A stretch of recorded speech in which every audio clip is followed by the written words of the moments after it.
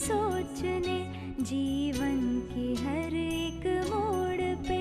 आधी आधी मिली सारी खुशी, मुस्कुराए ही थे चुप हो गए। जिस घर में आंगन में रहूं, उसकी भी होकर मैं ना हूं। कैसे कहूँ, किससे कहूँ कि मैं इस घर की छोटी बहू। मैं फैसला कर चुका हूं और ये मेरा आखिरी फैसला है। मैं विशाखा के साथ इस रिश्ते को आगे नहीं बढ़ा सकता। मैं जानती हूँ जब तक मैं आपके जीवन में रहूंगी आप कोई सही निर्णय नहीं ले पाएंगे, इसलिए मैं जा रही हूँ। मैंने फैसला कर लिया। मेरे पास और कोई रास्ता नहीं है। मुझे खुद को आजाद करना ही होगा बिरजू।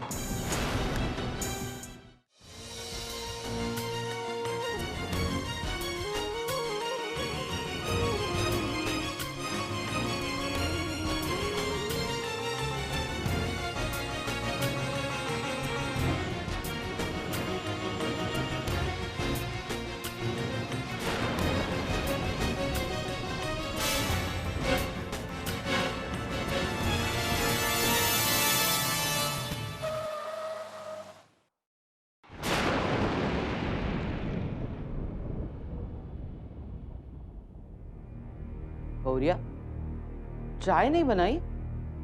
बनाई है ना अम्मा जी, अभी देती हूँ, मेज पर रखी है। रहने दे गौरिया, मैं खुद ही ले लूंगी।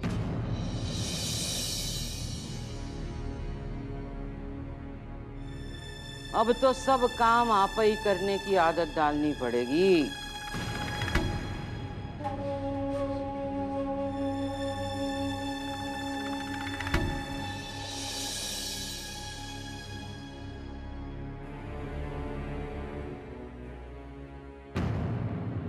दामाद बाबू विशाखा को क्षमा कर दें और साथ लेकर जावें तो 21 नारियल फोड़ूंगी ठाकुर जी के नाम।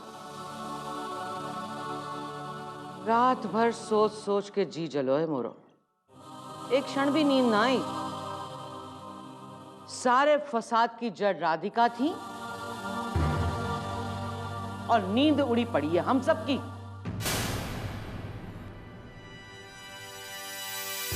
माँ पानी चाहिए।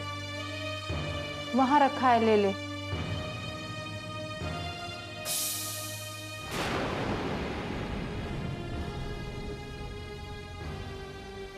राधिका को देखा?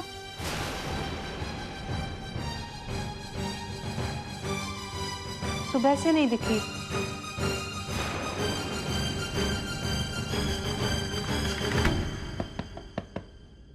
कौन है भाई? आ जाओ।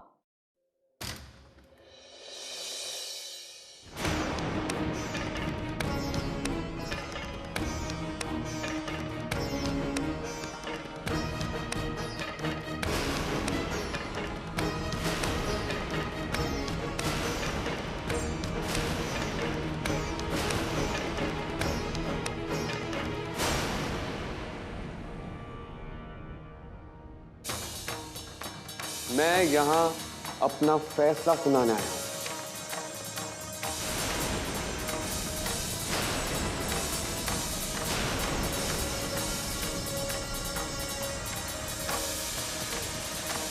कैसा फैसला दामाद बाबू?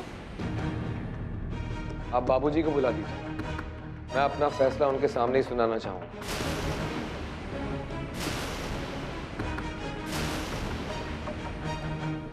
देवकी जी, अरे दामाद बाबू, आप खड़े क्यों हैं? बैठिए ना।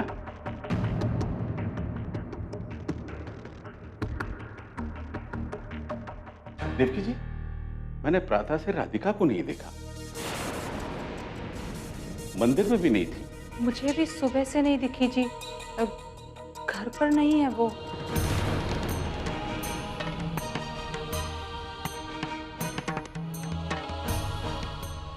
कल से सारे समय चिंतित ही थी वो। उसकी मनस्थिति भी स्थिर नहीं थी। ऐसे में कहां गई होगी?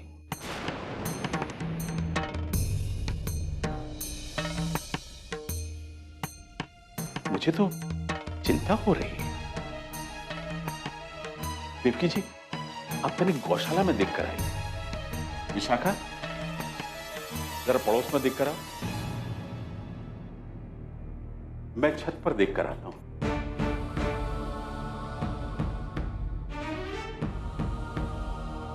बाबू बैठिए ना, बैठिए।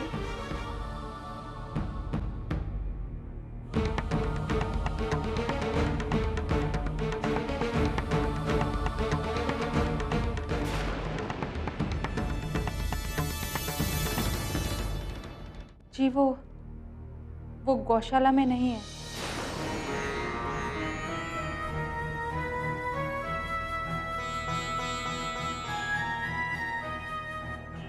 वो पड़ोस में भी नहीं है। कहां गई होगी? तूने अच्छे से सबसे पूछ लिया ना बिटिया? सबसे पूछा मैंने माँ, उनमें से किसी को भी नहीं पता राधिका कहाँ है।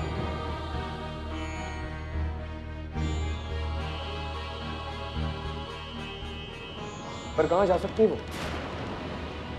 और क्यों जाएगी? कुछ समझ में नहीं आ रहा कहां गई।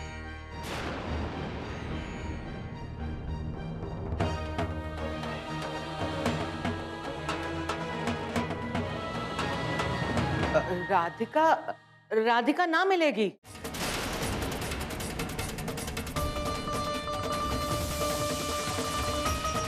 वो घर छोड़कर चली गई है।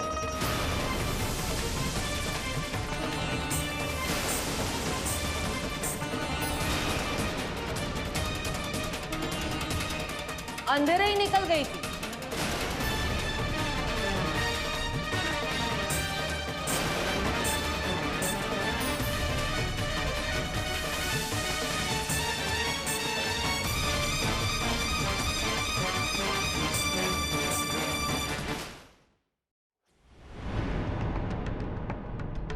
रुक क्यों गई अम्मा? बताइए। मुझे पूरा विश्वास है कि आप इससे भी अधिक और जानती हैं राधिका के घर छोड़ने के बारे में। कि तू क्या कह रहा है लल्ला? अवश्य आप ही ने कुछ कहा होगा जिसके कारण मेरी बेटी को यह निर्णय लेना पड़ा। हमने कुछ ना कही है। मोको का पड़ी है कुछ कहे की? मुझको जितना पता था मैं सब बता दियो।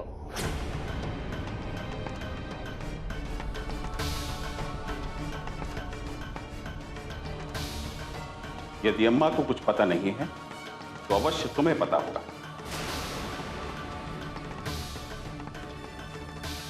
क्या तुमने राधिका से कुछ कहा? बाबूजी, मैं? लल्ला, विशाखा को कछु ना पता। हम सब में से किसी को कछु ना पता है। राधिका ने आप ही निर्णय लियो है। वो लगन लगा था कि सबके जीवन की परेशानियां ऊ की वजह से ही है और कछु कारण ना है लल्ला, कछु कारण ना है।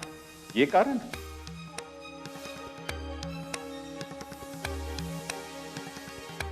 राधिका के कारण संकट आता नहीं है, संकट टल जाता है। और हम सब जानते हैं कि कैसी कठिन परिस्थितियों में राधिका ने हम सबकी रक्षा की।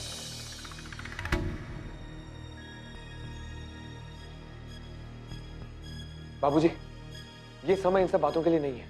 हो सकता है वो वृंदावन में ही होगी। मैं उसे जाकर ढूंढता हूं।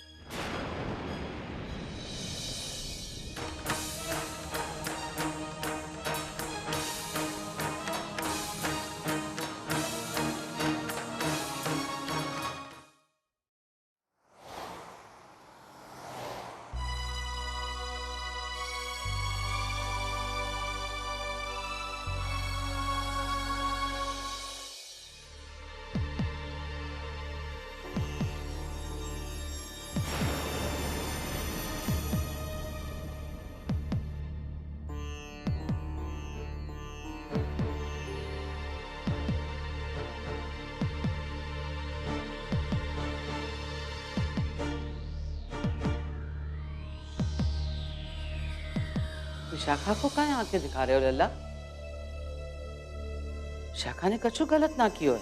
ये प्रथम बार नहीं है अम्मा जब विशाखा ने कोई अनुचित कार्य किया है।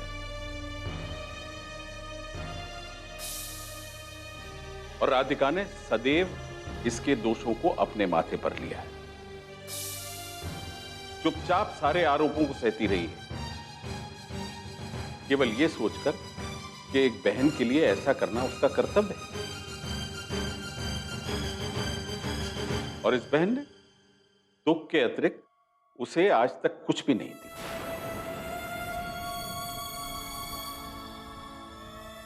और देखिए, आज वो घर छोड़कर चली गई। मुझे अच्छी तरह से ज्ञात है कि उसके इस निर्णय के पीछे आप सब उत्तरदायी हैं।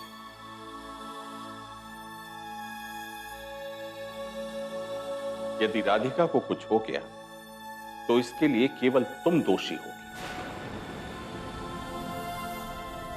मैं तुम्हें जीवन पर्यंत क्षमा नहीं करूंगा। भूल जाऊंगा कि मेरी कोई पुत्री है।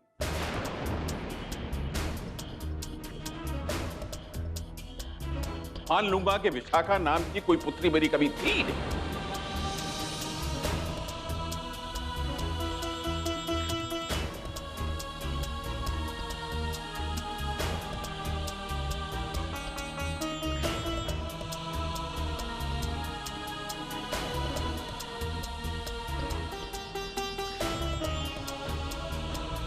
क्या हुआ जी?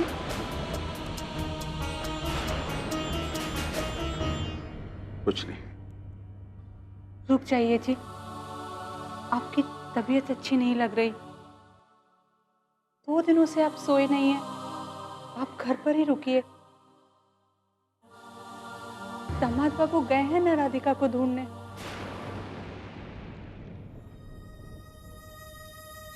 जिस समय विशाखा घर छोड़कर गई थी, हम सब उसके लिए चिंतित थे। उस समय तो आपने मुझसे नहीं कहा कि मत जाइए उसे ढूंढने।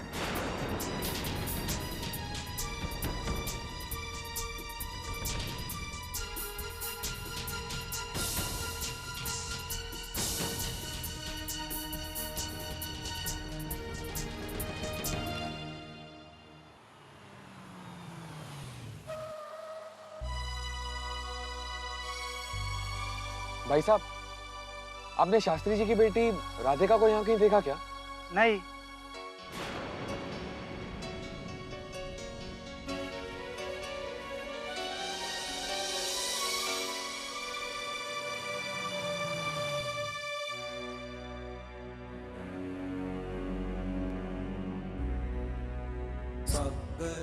आपने किसी लड़की को देखा क्या यहाँ पे? शास्त्री जी की बेटी है। नहीं नहीं, हमने नहीं देखी।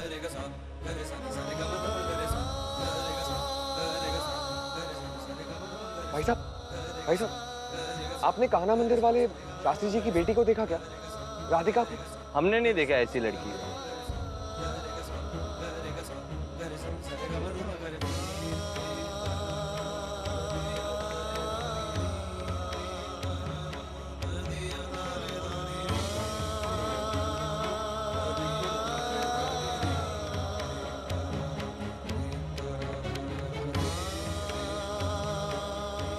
सुनिए, आपने लड़की को यहाँ से जाते हुए देखा क्या? नहीं नहीं।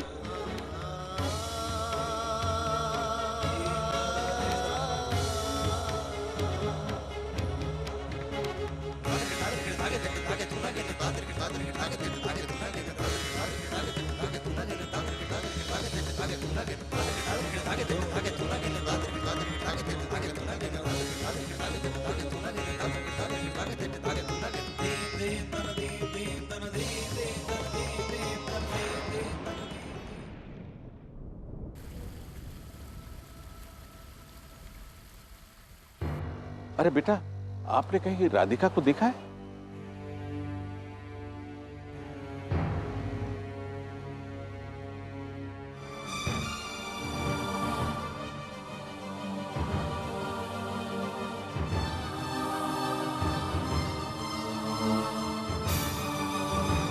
अरे नंदू, बेटा एक बात बताओ, तुमने राधिका बेटी को देखा? नहीं, मैंने तो उनको कल से नहीं देखा।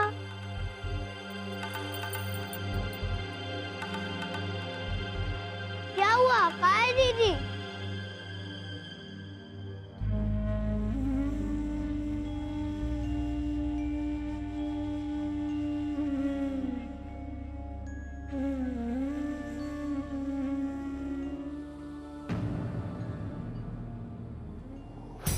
कितना समय हो गया देव भैया को गए हुए, पता नहीं वहां पे क्या हो रहा होगा।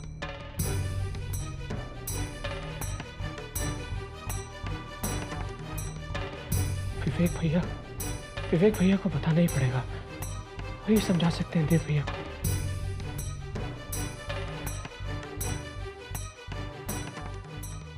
कल रात को ही फोन कर देना चाहिए था।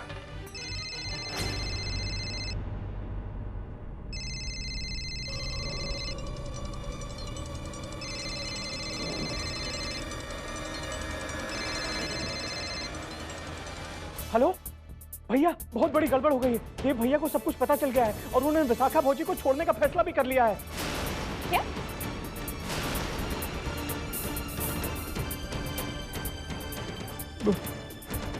भौजी, विवेक भैया नहीं है? विवेक डॉक्टर क्या गए हैं, फोन घर पर भूल गए हैं। कोई मैसेज हो तो मुझे दे दो, मैं बता दूंगी। नहीं, हाँ हम उनसे भी। ठीक है, मैंने बोल दूंगी, वो तुम्हें फोन कर लेंगे। ये सब तो एग्जैक्टली वैसा ही हो रहा है जैसा मैं चाहती थी।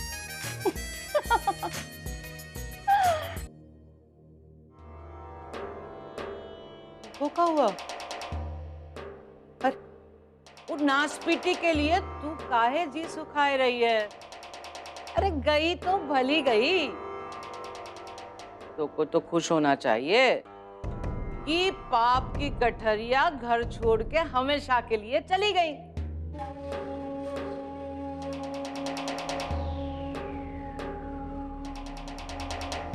अब ऊ के जाते ही घर की सब परेशानियां भी घर से चली जाएगी।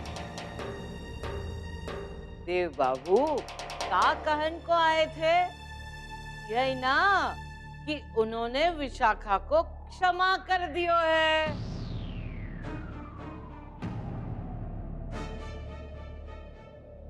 दामाद बाबू विशाखा को ले जावे को आए थे। वो मनहूस के जाते ही घर में अब सब अच्छा ही अच्छा होवेगा।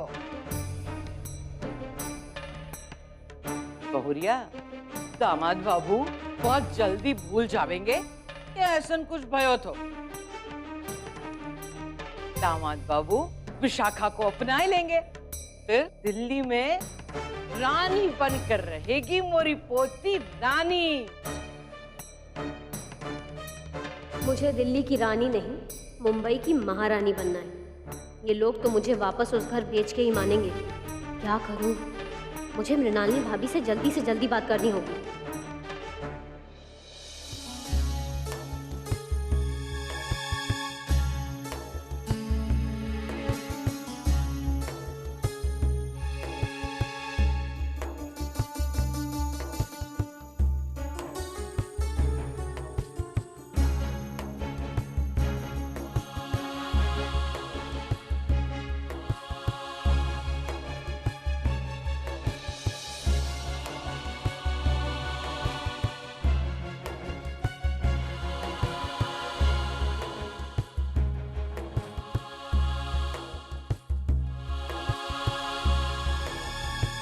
भाई साहब, आपने शास्त्री जी की बेटी को देखा है क्या? उसका नाम राधिका है।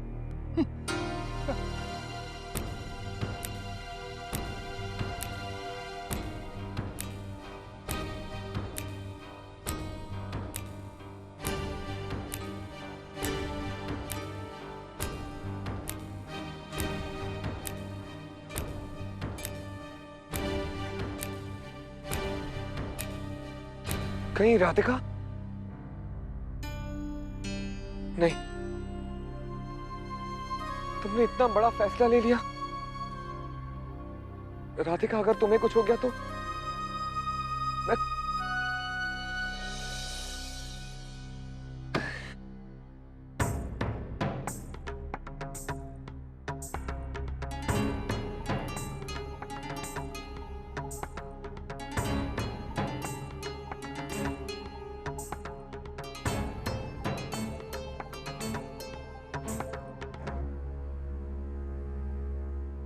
मैं जानती हूँ जब तक मैं आपके जीवन में रहूंगी आप कोई सही निर्णय नहीं ले पाएंगे।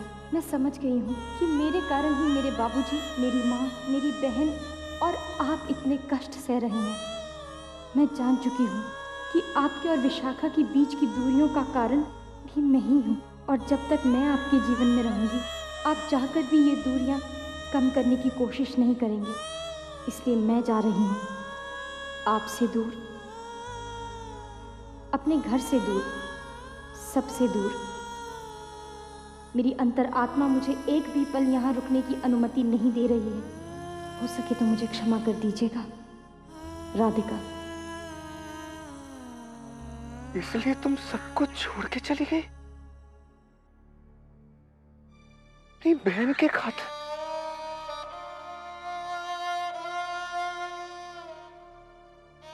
मैं जानता हूं ये सब कुछ मेरे कारण हुआ है, ये सब कुछ मेरे कारण हुआ है।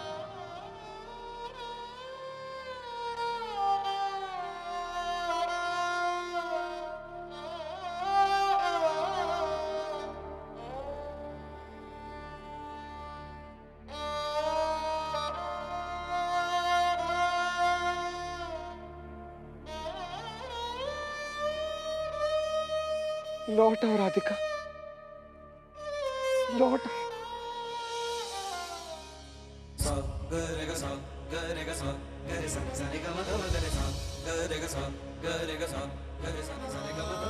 पर तुम लौट आओ राधिका, अपने घर, अपने माता पिता के पास।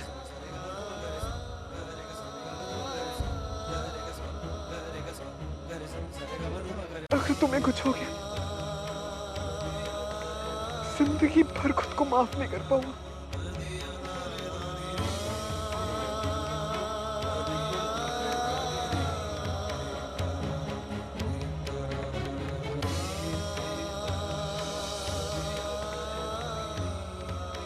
लौट आओ राधिका, लौट आओ।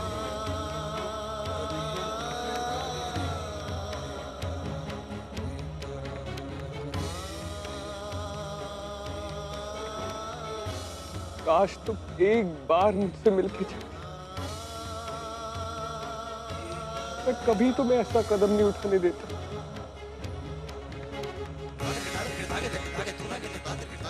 मैं तुम्हें रोक लेता,